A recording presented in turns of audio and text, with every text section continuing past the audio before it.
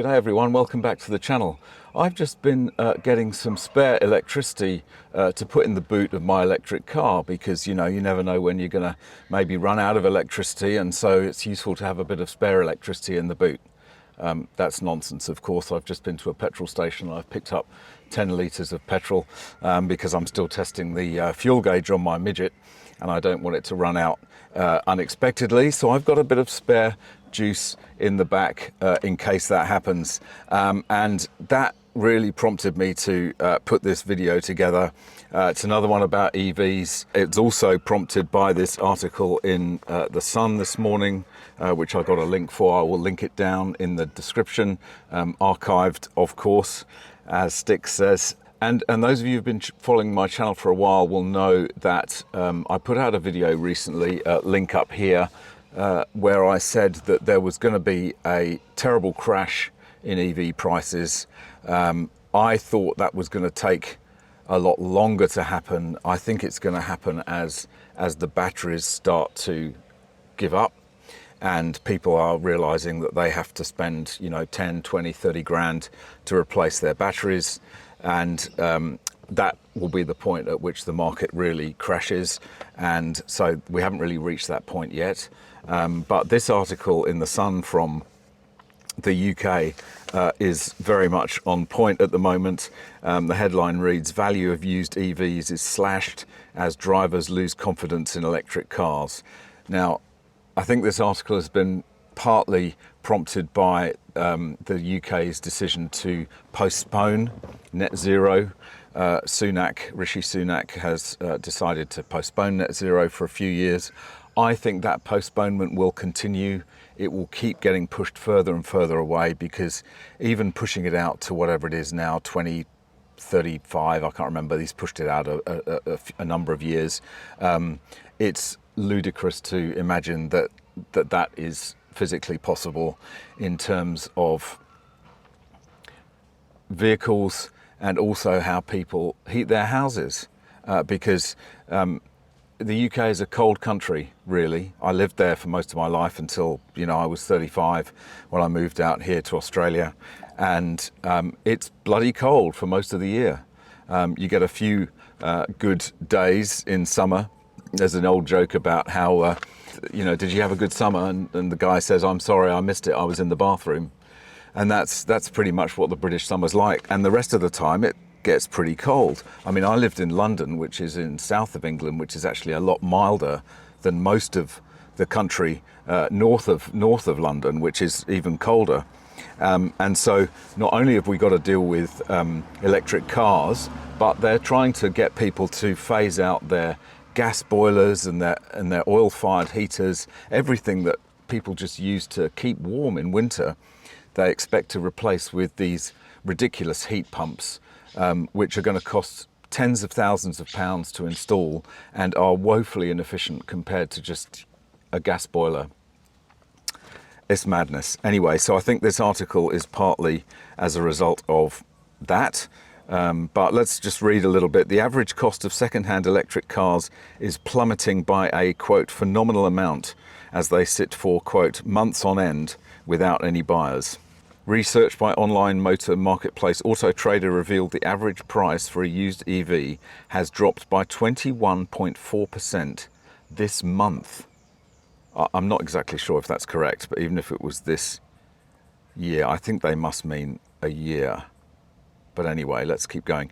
Mark Palmer, the head of strategy and insights at Auto Trader, told Mail Online, "The used market will now be slower to mature. There will be fewer new EVs registered and fewer used cars coming to market. There will be sections of the public, especially those who are skeptical, who will want to wait." Absolutely they will, and rightly so. They should be waiting, because there's no way they are going to phase out petrol cars in the near future. It's just not going to happen. It's completely impractical. It's all driven by this kind of climate alarmist madness, that the world's going to end unless we don't cut emissions.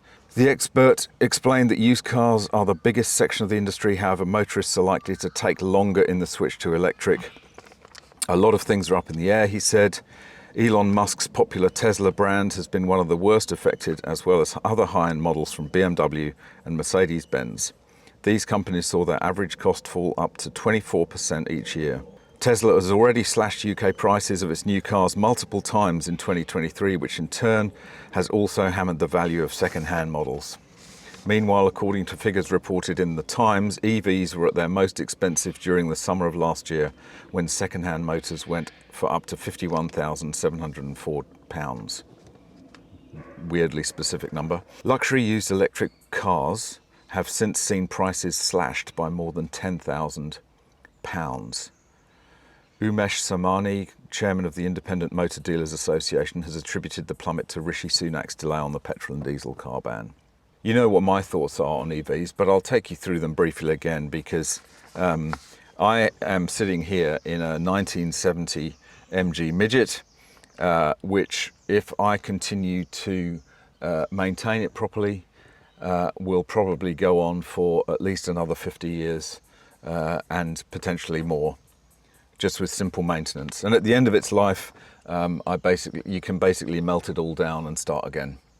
But let's contrast that with electric cars, where they last for about 10 years, if you're lucky, before the battery needs replacing at a cost of $30,000.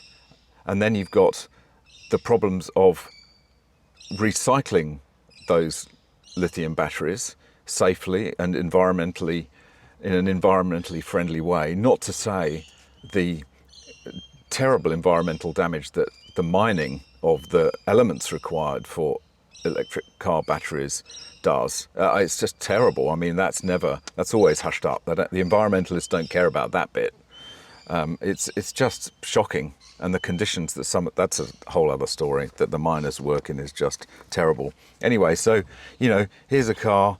It cost me, well, let's not take this as an example because this is a classic, but let's say you can buy a lovely C-Class Mercedes, say, for $10,000 right now, and you'll probably get 20, 30 years of life out of that if you look after it well. Electric cars just don't make any sense, and that's just looking at the cars themselves. There's a big push to develop a network of charging stations in, along major roads and in towns and all that kind of stuff. But what do people do at home? What do people do at home who don't have a garage, who have to park their car on the street? How do they charge their electric car? It's impossible. It's only those people that have the luxury of an underground car park or a private garage that allows them to, run an extension lead and charge their car. Has nobody thought this through? And then there's the price of the electricity and availability of electricity. We're always being told in the summer, because it gets hot here, that we have to, be careful about using air conditioners because it puts strain on the electricity network. But then in the same breath, they say we've got to switch from fossil fuel cars to electric cars. Has anybody thought this through? The network is just not set up to charge a fleet of electric cars in this country. And we don't have the generation technology to charge electric cars in this country. We don't have nuclear, which is the stupidest thing on earth because we have the largest reserves of uranium on the planet. So this is the absolute best place to have nuclear power, and we've got a huge amount of empty space where we can safely deal with the byproducts. But no, we won't have nuclear.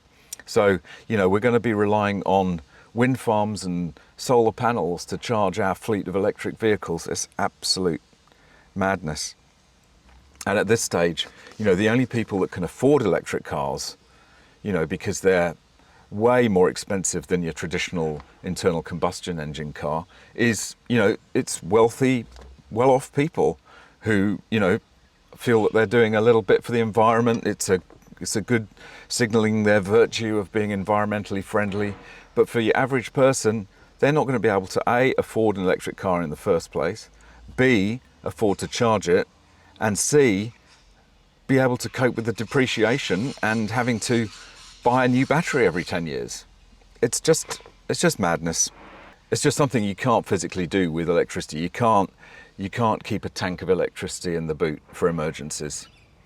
You have to go and find a charging station and then wait 45 minutes. instead of 2 minutes to fill up a tank of fuel.